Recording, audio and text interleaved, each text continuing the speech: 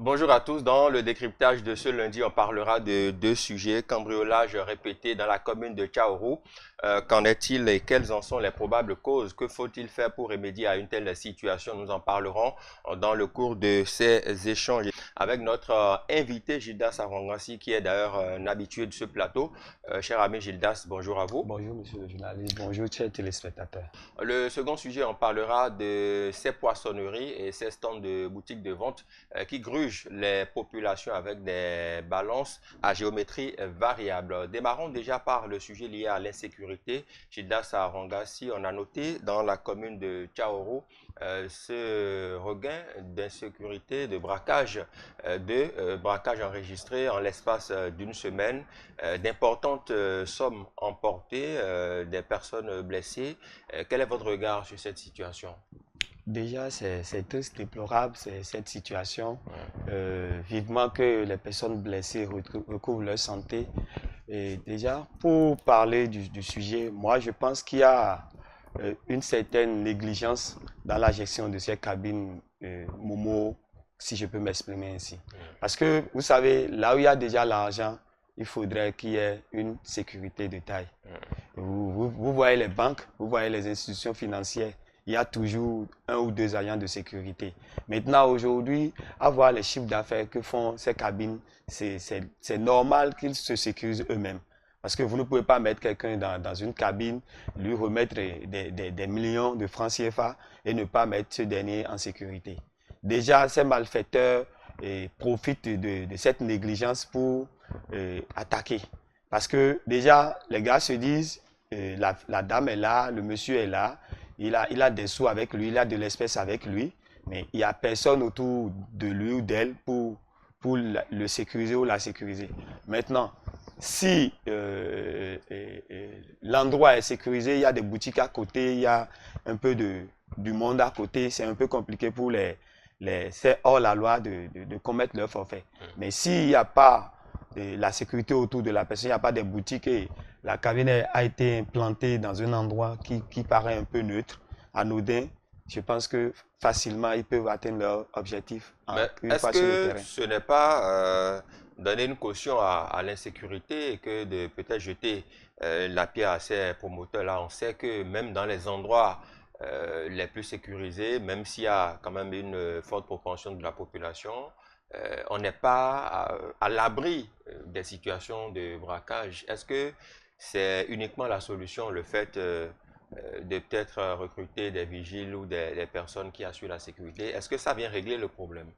Vous savez, quelqu'un qui est dans son appartement et qui sait qu'il a un agent de sécurité à son portail est plus se sent plus en sécurité, à l'aise quand il est dedans que quelqu'un qui n'a pas d'agent de sécurité. Les agents de sécurité qui Donc, dorment la nuit sous bon, moustiquaire, on maintenant, les voit.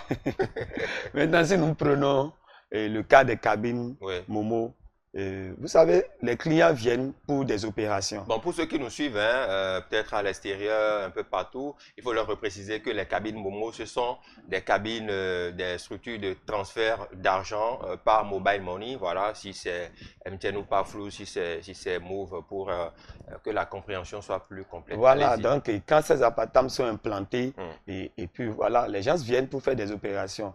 Moi, je peux deviner que c'est hors la loi et c'est pas le jour où ils viennent braquer qu'ils sont venus. Ils passent déjà pour tenter, essayer, voir si ici, est-ce qu'ils font des chiffres d'affaires. Parce que à chaque fois qu'ils vont braquer ces cabines-là, on entend toujours qu'ils sont partis avec des millions. Donc, je me demande comment ils font pour avoir ces informations et à une heure, ils viennent, ils braquent et ils partent avec des millions. Donc déjà, moi, je vous dirais tout simplement, la sécurité de soi est très très importante. Parce que vous vous mettez en sécurité, vous évitez le danger. Donc, je ne jette pas le tort à ces promoteurs de cabines. Je ne leur jette pas de tort, mais je les appelle à une prise de conscience. Et ils n'ont qu'à revoir leur mode de fonctionnement. Il y a certains qui louent des boutiques et qui font des grilles, qui mettent là, un truc de sécurité entre leur employé et le client. Il y a des cabines, tu n'as pas accès à l'intérieur. Donc déjà que la personne se retrouve là, je pense que les hors-la-loi auront un peu de difficulté à prétendre attaquer ces cabines-là. Mais quand c'est exposé et c'est dans un truc compte plaqué, et puis voilà, le gars est là, il a contact direct avec celui qui exerce celui qui est là, fait le transfert, il peut jeter un coup d'œil, voir si, comment on compte les billets. Là, c'est risqué.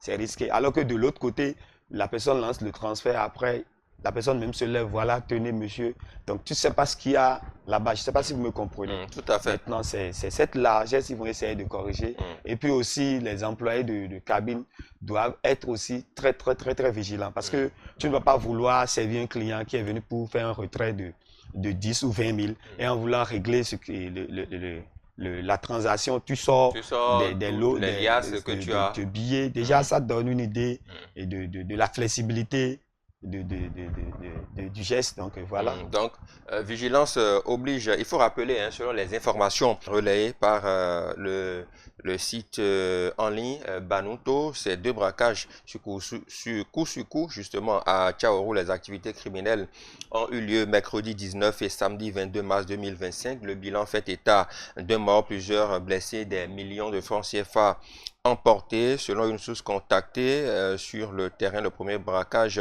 a été opéré par 4 individus non identifiés. Les malfrats ont pris pour cible un cambiste à qui ils ont réussi à dérober plusieurs millions avant de prendre la tangente.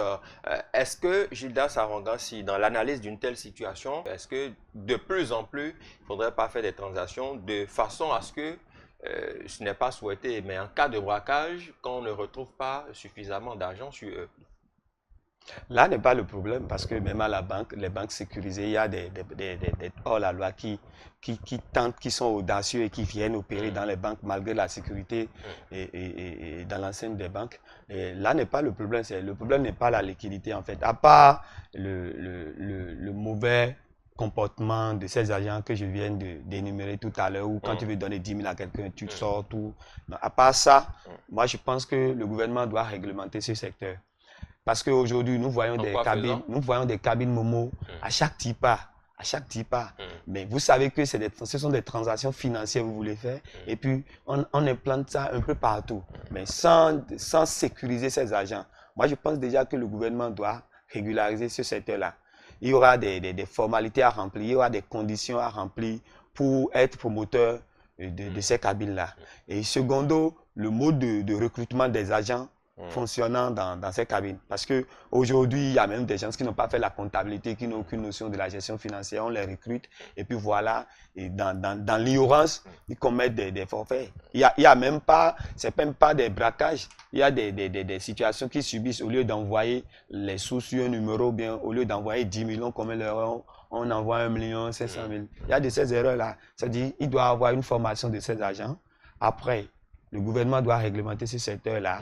Et il y aura des clauses qui vont lier ces promoteurs de cabines. Et vous allez voir que ça va réduire ces cabines-là qu'on voit un peu partout. Et je réalise déjà, si le gouvernement met ça en place, il y aura des conditions sécuritaires pour ces cabines-là. Exactement. Des conditions sécuritaires, tout ce que nous voulons, c'est que la sécurité soit renforcée, que les promoteurs de ces structures de transactions financières soient beaucoup plus vigilants, que les employés aussi le soient davantage. Là où il y a manqué de vigilance, c'est le secteur de vente des produits congelés, où là aussi, l'Agence nationale de métrologie et de contrôle de qualité poursuit sa descente inopinée dans certaines structures. On a remarqué que là aussi, il y a des balances qui ne sont pas forcément commodes avec les normes en vigueur. Il y a des tours qui ont été faits dans l'Atlantique, le littoral, le Mono et le Koufo. Le constat est le même à Abomey-Calavi, Godomey, Glodigbe, Zinvie, Kpanrou, Aladako, Lokossa et Dogbo. Plusieurs points de vente ont été épinglés et des balances saisies avec à la clé des amendes pour leurs propriétaires. Gildas Arangassi, est-ce que ce phénomène finalement n'a pas la peau dure puisqu'on en parle à chaque fois? Oui, ce phénomène devient récurrent et moi je pense que c'est la largesse des dirigeants, je peux dire. Parce que ces sorties inopinées, moi je vois ça saisonnière, ce qui ne devait pas être le cas. Et Vous voulez qu'ils sortent chaque jour? Je ne vois pas aussi une rigueur dans le traitement des fautifs en fait. C'est vrai, on descend, on vérifie les balances, on voit que là, celui-là est en train de gruger la clientèle. On nous informe que on a recensé 10 ou 20 et après, on n'a pas une suite. Est-ce qu'ils sont condamnés avec la rigueur de la loi? Est-ce qu'ils sont amendés? Non, je ne dis pas, je ne dis pas que c'est, j'impose ça. Je me demande, est-ce qu'il y a une suite après quand on nous informe qu'on est venu fermer une poissonnerie? Quelle a été la suite du promoteur de cette poissonnerie? Vous voulez qu'on vienne devant les médias dire... Puisqu'on nous a informé du début, la suite, on doit le savoir. C'est légitime en fait. Nous sommes venus inopinément et on a constaté que il y a la balance qui ne fonctionne pas bien, c'est déréglé, c'est suspect.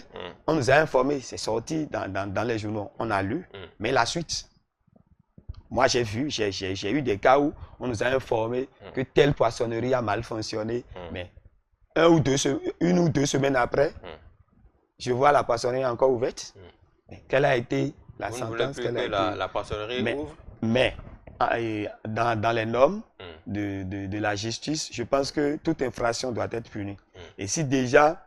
donc en punissant l'infraction, la poissonnerie doit fermer? Non, il y aura un délai de 3 ou 6 mois de non-fonctionnement de la poissonnerie pour démontrer en fait que la faute était grave et puis pour amener le promoteur de cette poissonnerie à ne plus commettre ses erreurs. Si vous étiez juge, voilà votre sentence. Voilà, parce que si on émet de la largesse dans la gestion des fautifs, nous n'allons pas cesser de voir ce phénomène.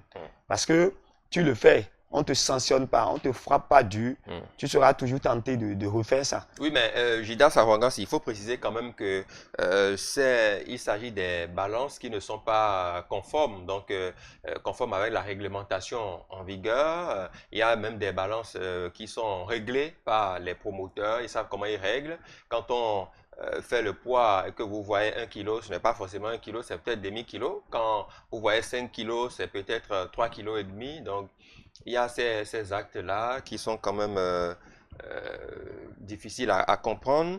Je vais vous donner quelques chiffres. On dit que dans l'Atlantique, au total, 100 balances ont été saisies auprès de 70 poissonneries et chambres froides. Dans le Mono et le Koufoune, quarantaine de balances ont été confisquées dans une trentaine de poissonneries et de chambres froides. Vous voyez à quel point le phénomène est grandissant. Le phénomène est perçu sous deux angles, du moins. Oui. Il y a certains promoteurs de poissonnerie qui le font consciemment. Ils le font, l'employé est là, l'employé ne sait pas, et puis on règle la balance où il y a une balance qui n'est pas dans les normes, on remet ça, lui fonctionne. Mais sous l'autre angle, c'est que le promoteur a pris la balance qu'il faut, la balance qui est dans les normes, mais c'est l'employé qui règle. Donc, le phénomène est sous deux angles. Maintenant, l'Agence nationale de métrologie et de contrôle de la qualité dit que désormais, il faut des balances qui sont estampillées ANM, qui sont quand même marquées du sceau pour que désormais on puisse savoir de quelle astuce disposons-nous en tant que clients pour savoir, est-ce que désormais pour aller acheter dans une poissonnerie ou dans une chambre froide, on va demander à voir la balance, est-ce qu'il y a la marque, le sceau de l'ANM? Comment faudrait-on se comporter en tant que citoyen? Non, cette décision est déjà salutaire, c'est ça que je viens de dire tout à l'heure. Quand le geste est fait, il faut qu'on prenne des dispositions. Déjà, si l'agence décide que toutes les poissonneries ou ces entreprises utilisent les balances de normes griffées, ça veut dire quoi? On va réglementer encore le secteur. On réclame à tout le monde, on leur donne un délai, un moratoire pour qu'ils puissent obtenir ces balances-là.